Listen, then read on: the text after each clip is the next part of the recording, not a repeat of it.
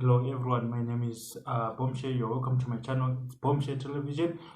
Nasi ndauya nechiraha chakandwa na Jamaster. Aiwa, sema ghetto youths kana tichaona vamwe vedu vachienda kumberi, so zvinotipa power, hatirwadziwe because pale chabuda manje Jamaster achisainwa ne bank ABC yaita se yamusaina nhasi. Aiwa guys, zvinoda kutendwa, tinotenda futi vebhengi racho vaita se vamusaina. Saka mapictures andichaburitsa mukufamba kwenguva ndo achaita se chakuratidzai kusainwa kwaitwa mukomana achiita se vachifambira mberi hamene kuti akamira sani zvake, but zvatinongoziva ndechekuti asainwa.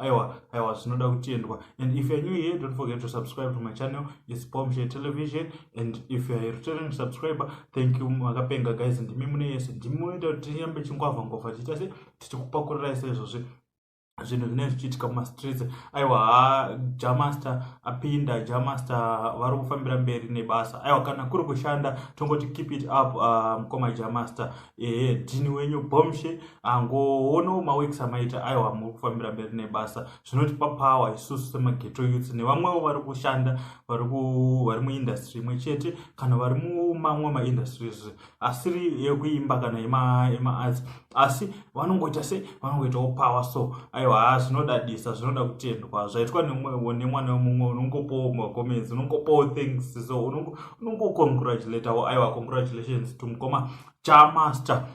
Vasainwa nhasi nebhengi ravasaina. Saka maphotos andiri kuisa yavasaina ndiwo yaiyo ari kuita se ari kubuda pascreen.